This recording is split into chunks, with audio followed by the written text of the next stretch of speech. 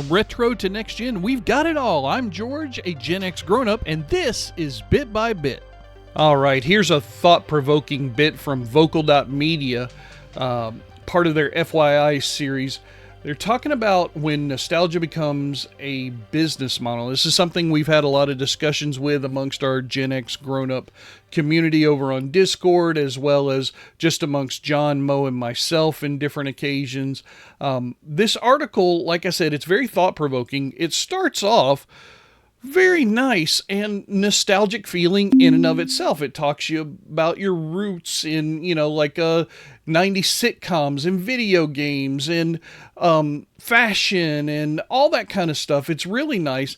But then very quickly, it's only a 4-minute total read roughly, but it gets into the commercialization of childhood, why we're becoming trapped in this cycle, what maybe we're really looking for. It was a very thought-provoking piece. I highly recommend going and reading it for yourself.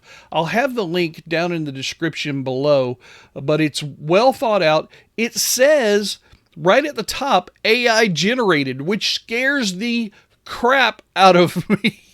Because it felt like something that made sense to me, but it's AI generated, so I was like, oh boy, here we go.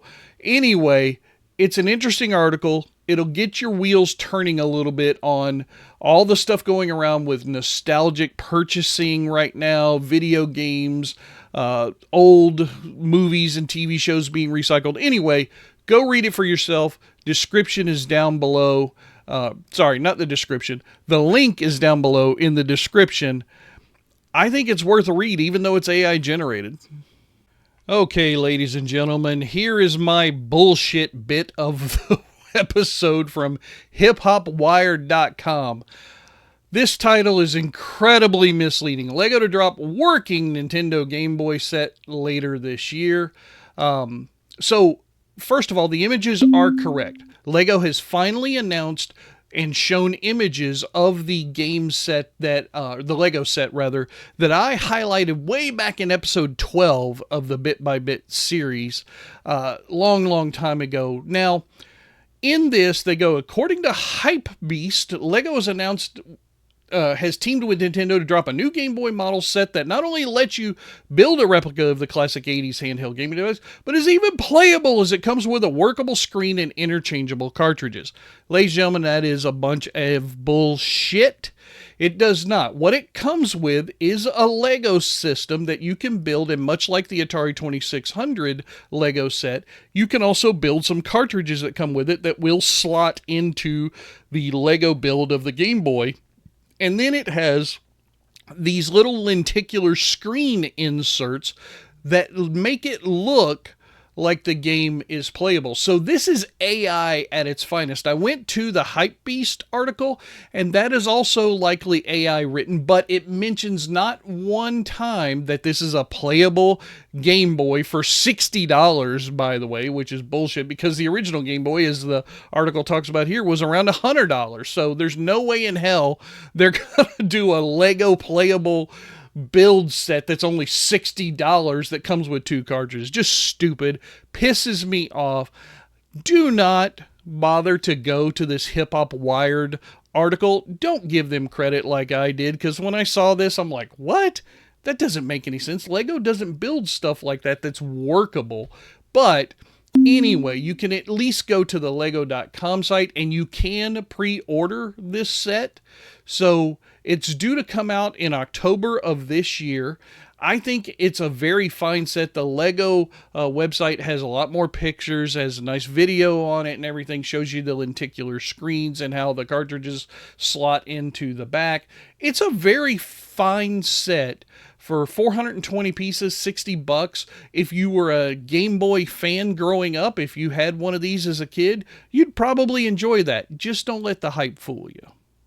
Okay, here's a hardware bit from our friends over at TimeExtension.com. Ladies and gentlemen, The 4-year wait is over. Polymega has finally shipped the GC01 light gun controller for their systems. This thing was originally announced for pre-orders in 2021 at $110, and they finally started shipping them. I know that's a big complaint with Polymega. It takes them forever to get something shipped from the announcement and pre-order dates to when you actually receive it. But cool thing about this gun, look how small and lightweight it is. It's available and compatible with almost all of their systems on the Polymega platform. So no matter which one you have, the NES, the SNES, Saturn, PS1, this gun is going to allow you to play those light gun games on your LED, LCD, OLED flat screen monitor, whereas in the past you had to play on a CRT. Now there are other companies out there that make light guns, so I don't want to, muddy the waters too much, but we've got the Sinden stuff out there. Gayami, who I've talked about in Bit by Bit recently, has a Kickstarter up right now for an all-in-one plug-and-play system.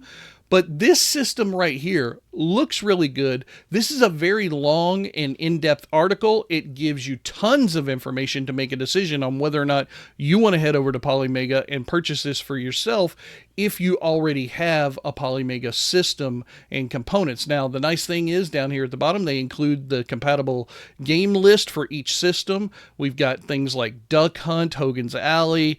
We've got Space Shadow, Lethal Enforcers, Terminator 2 I've seen in there. We've got stuff for the Sega Genesis and the Sega CD as well. Mad Dog and Mad Dog 2, Lost Gold. Those are awesome classic games.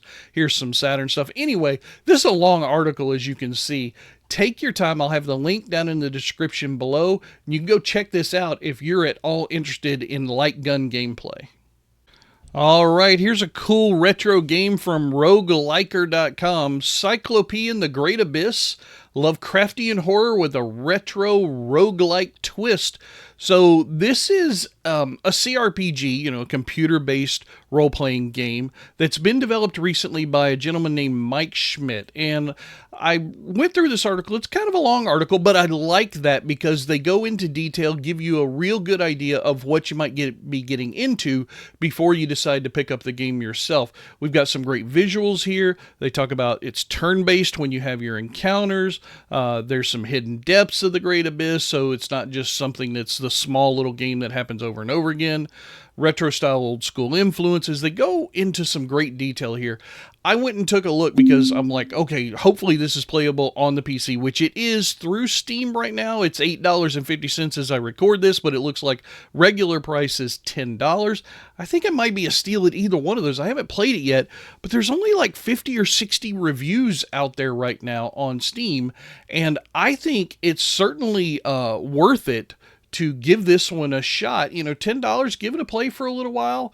I guess you can do a refund or something through Steam. I know that's possible, but I rarely do. If I buy something, I usually keep it. But this is really cool that somebody is doing something in an old school style like this, but with a new modern twist a little bit on an old thing that we love. CRPGs, they're great.